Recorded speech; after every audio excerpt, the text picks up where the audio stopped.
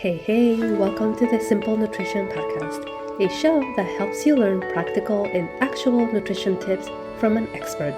I am your host, Leonila Campos, a registered dietitian with over 8 years of experience in the nutrition field. Hey, welcome back to another podcast or another episode in the Simple Nutrition Insights podcast. I am your host, Leonila Campos, registered dietitian, and today we're diving into the colorful world of fruits and vegetables. So I wanted to spend the next 4 episodes talking specifically about each individual food group, the benefits and some practical tips and maybe some recipes to help you incorporate these food groups in a strategic way, in a way that makes sense for you, so that way you can have these balanced meals. So I wanted to start with our fruits and vegetables. Here's why. So fruits and vegetables are nutrient powerhouses, and they are key to wellness, key for good health, but yet many people struggle to eat enough of them. So in this episode, I'll break down the health benefits of fruits and veggies, share tips on how to choose the best ones at the grocery store, and give you practical ways to add more to your meals without feeling so overwhelmed. So let's get started. Fruits and vegetables are packed with essential nutrients like fiber, antioxidants, and water, and making them crucial for overall health. Here are some of the top benefits. So fruits and veggies are rich in nutrients. They provide vitamins like C, A, and K, plus minerals like potassium and magnesium, which support immune function, bone health, and muscle function. They are high in fiber, and fiber helps with digestion, keeps us full longer, so satiated for a longer period of time, and supports heart health by lowering cholesterol, as well as it helps with blood sugar management. I think I'm going to do a podcast episode just on fiber, because fiber plays such a huge role in so many functions in our health, and the majority of the population only gets maybe about 10 grams of fiber, and we need at least 30 grams of fiber a day. So I'll do an episode just on that. But our fruits and vegetables are packed and are high in fiber. They also have antioxidants, and they are pretty much antioxidant powerhouses. Many fruits and vegetables contain antioxidants like flavonoids or carotenoids, which help fight inflammation and protect against chronic diseases like heart disease and cancer. And there's so many antioxidants that I could go over, but I'm not going to do that today, and each function that they have. But just remember that fruits and vegetables, these antioxidants that they have, they act at a cellular level, meaning that they're helping your cells to, against oxidation, against toxins, and these antioxidants protect your cells from damage. You cannot get that with any other food, essentially, right? And so it's so important to remember that when we want to, at a cellular level, right? When we want to optimize our health at a cellular level, our fruits and vegetables are a powerhouse to do that. They also support hydration. Many of them have high water content, which help us stay hydrated, especially during hot weather or after our workouts. And so that's another way to stay, to add some hydration to our meals or to our day-to-day, on top of drinking enough water throughout the day, which is probably, I think I've done a couple episodes on hydration and some ways to improve our hydration. Fruits and vegetables also have an impact in gut health. So a variety of fruits and veggies provide prebiotics, which is the food, right, for the probiotics. And the probiotics are the gut bacteria, the gut microbiome. And so those prebiotics feed the good bacteria in our gut and improve digestion. So those are just some of the top benefits. There's so many other benefits when we think about fruits and veggies. They help our eyesight, right? When you think about carrots, they help our eyesight because of the vitamin A. And, if we think about all our oranges, even our reds, they help with blood flow and, carrying out oxygen throughout the blood or throughout the body. So many other benefits that fruits and veggies can provide. How can we choose the best fruits and vegetables at the grocery store. Now, this is not just an inclusive list, right? There's so many, just like the benefits, there's so many other benefits, there's so many other ways, right, to think about vegetables when we are grocery shopping, but these are just a few tips to pick the best quality.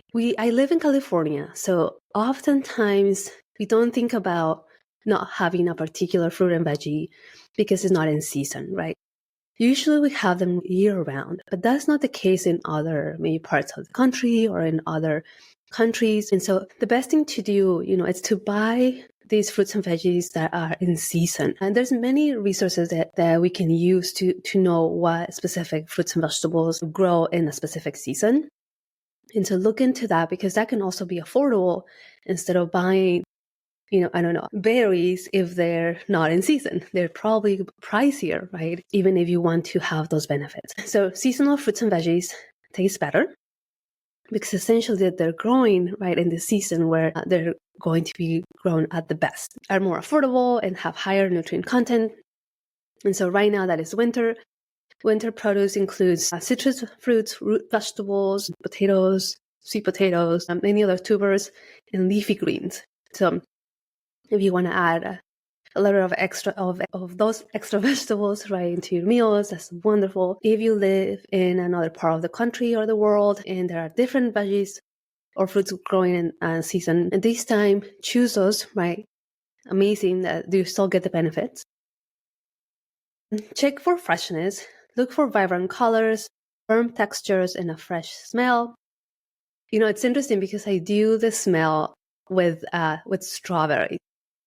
So I oftentimes, when I go grocery shopping, I grab the case, right? It's a plastic case, and I smell it, right? Because I want to smell if the strawberries smell sweet. Usually, if they smell sweet, when I come home and I cut them, they are actually sweet, right? And they taste so delicious. My youngest son loves all types of berries, so he gets excited when the strawberries are nice and sweet. So that's something that you can do too, to check for freshness. Avoid produce that's bruised, mushy, or moldy. Usually, if it's bruised, right, when you cut it, you'll see the change of color, right? Same thing if it's mushy. Usually your produce, your fruits and veggies should be nice and firm. If they're mushy, it could be, maybe they fell or they got squished or whatever, they're going bad or whatever. So you don't want them to be mushy, at least, the fresh fruits and veggies. And absolutely no moldy, right? Mold has been growing and you should not eat moldy fruits and vegetables. They can cause some sickness. Go for variety, right? Aim for different colors. Each color represents different nutrients. Eat the rainbow, right? If that helps you remember to add a variety. Also to get a variety of antioxidants. So, when you think about your orange fruits and vegetables or your purple ones or your green ones, they all have different antioxidants that have different roles in our bodies. And so I often recommend, even my clients, right? Like, if we've been used to eating broccoli, only broccoli, right, for weeks and weeks, let's add other colors, right? Maybe let's explore other vegetables or maybe other fruits, right? If that's where you want to start, to add a variety of antioxidants and nutrients. Fruits and vegetables are great. They're also a great option. Oftentimes I do get this question asked, right? Like, are fruits and vegetables the same, or like it's better to buy them fresh? No, fruits and vegetables can be also a great option, especially again, if they're not in season or you live in a part of, the country or the world where it's just really hard to get fresh produce. Frozen ones are great. Usually before they get frozen, right, they're nice and fresh. They go through that process of freezing them and they remain, they contain the same nutrients. They maintain the same nutrients. So frozen are great. And obviously they're going to last longer, right? And so that saves money. So they're perfect for convenience and they do have a long shelf life. I oftentimes recommend these for berries, right? So I usually have clients that say, I buy berries, and if we don't eat them within the next few days, they go bad. And so I suggest buy them frozen, right? If that is the case, and berries are not very cheap, buy them frozen. And then you can just add them to your oatmeal, to your smoothies, to your yogurt, pretty much whenever you want to add them. and you still get those benefits. Note the shelf life, right? Some fruits like bananas, avocados, and berries ripen quickly, as I mentioned, while apples, carrots, and potatoes last much longer.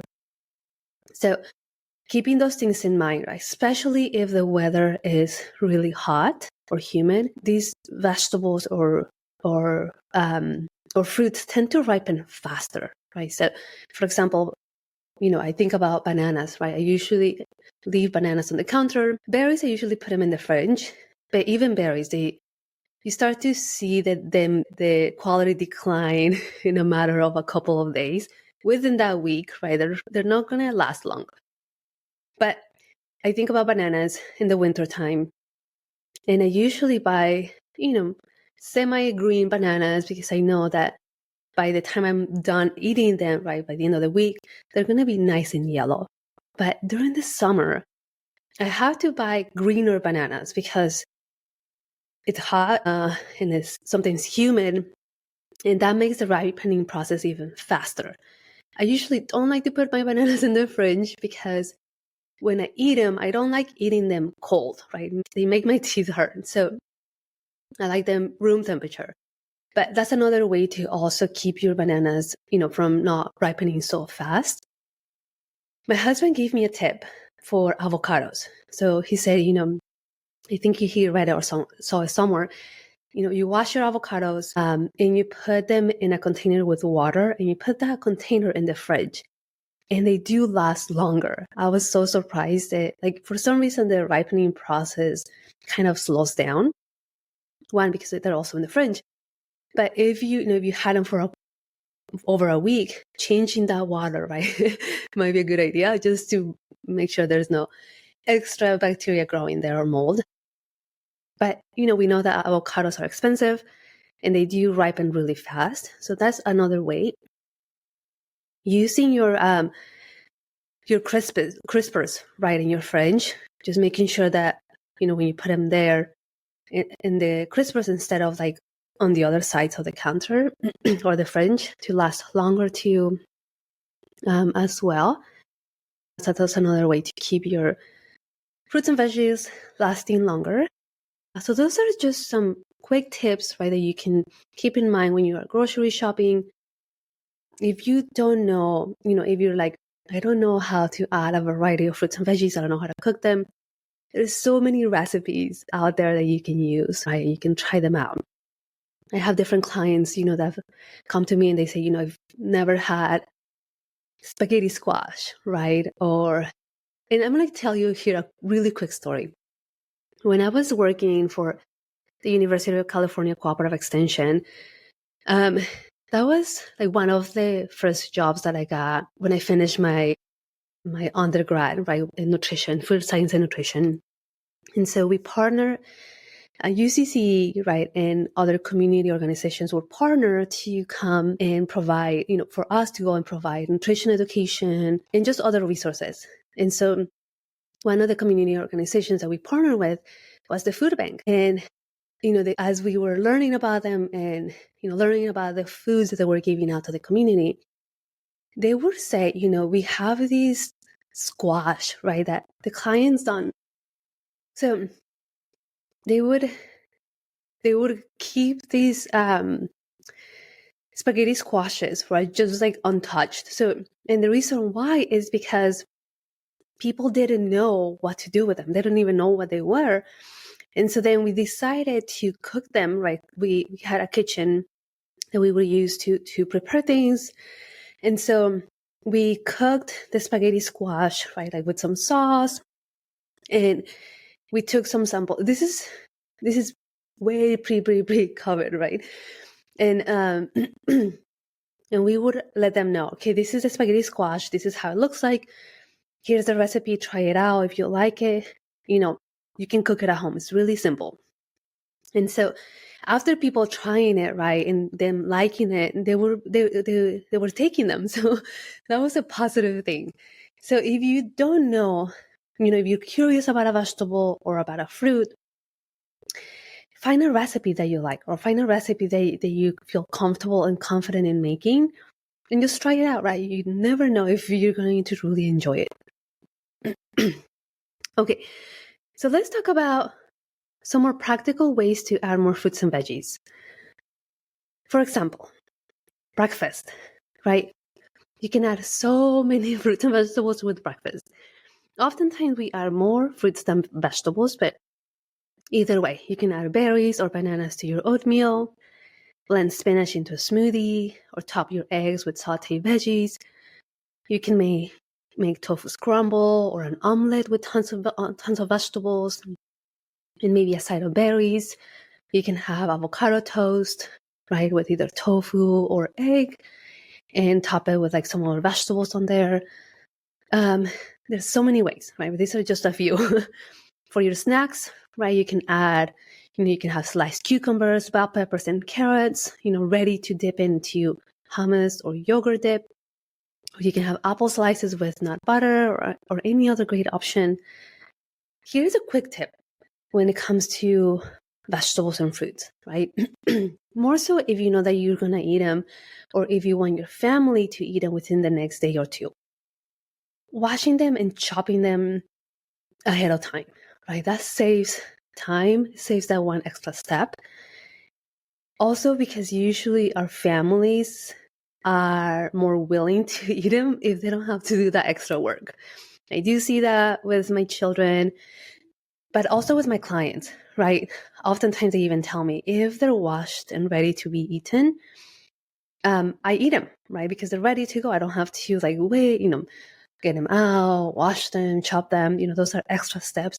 It might not take long, but our brain's thinking about, okay, this is extra step. You know what? I'm just going to grab a bag of chips, right? Or these cookies because they're ready to eat. I don't have anything else to do. So think about it that way too, right? How can I have these snacks ready or these fruits and vegetables ready so we can eat them, right? And it's easier for us to eat them. For lunch, you can add extra greens to your sandwiches or wraps, tomatoes, bell peppers, avocado, throw in shredded carrots or pack a side salad. And you can add lots of other things to your salad. If you want to make it somewhat sweet, right? You can add berries to that. You can add chopped walnuts or some kind of nut. And you can add balsamic vinaigrette if you like, right, on the side. Or if you want it more savory, right, you can add edamame and other beans, tomatoes, cucumbers, bell peppers. I mean, you can make so many varieties, for your salads instead of just like a sad pile of lettuce, right? You can combine colorful cabbage, right? The different colors of the cabbage, you can combine them. For dinner, you can roast a big batch of vegetables for the week, right? You can just put them, in a baking sheet and roast them for a couple of days during the week, and you don't have to worry about that extra work. You can add extra veggies to your soups and stews, or mix cauliflower rice into your grains, right? So if you if you get like rice, right, and you're like, I want to have some veggies to my rice, add the cauliflower rice into the actual rice. Sometimes I do that, and it's delicious, right? So that's another way to add some vegetables to that meal. Desserts, you can try frozen grapes. Those are really delicious. Like if you freeze the grapes and you eat them, especially during the summer, they are so delicious. You can also blend banana and make an ice cream, right? Or you can bake apples, add some cinnamon for a naturally sweet treat. You can add dates, right? Or prunes, right? They're pretty sweet naturally too, or any other dry fruit. So those are some of those ways. On the go, you can keep an apple or a handful of cherry tomatoes in your bag for a quick snack, or those quick baby carrots. They have individual bags. You can have that with you, right, and have it on the go. And those are some other ways to also add some extra veggies or fruits. So these are just some quick ways that you can add some more fruits and vegetables to your meals. Be creative. If you like, some vegetables more than others, that's also okay. Sometimes I have clients that come to me and they're like, I don't like tomatoes, or I don't like broccoli.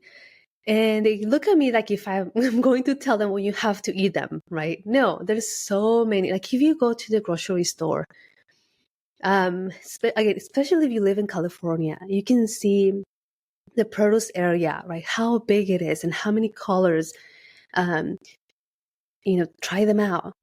I remember when I moved to North Carolina, right after, was it? Yeah, it was right after I graduated from college, or maybe it was when I was doing an internship. I don't remember, but I remember going into the grocery store, and groceries were so expensive. I mean, obviously, I'm sure they're more expensive now, but when I was comparing prices from California to North Carolina, I was like, this is insane. This is really expensive. I think at that time, here in California, lemons were like 10 lemons for $1. And over there were like 1 lemon for $1. And I was like, wow, this is crazy. So take advantage, right? If you live in California, or if you live in an area where produce are, there's an abundance of them, enjoy that, right? Because in other parts of the country or in other countries, they might not have those options too.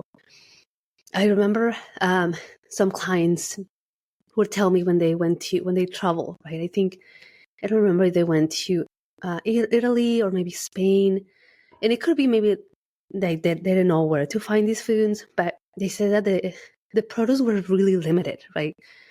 The availability of fruits and vegetables was so limited that when they came back, all they wanted to eat was just fruits and vegetables.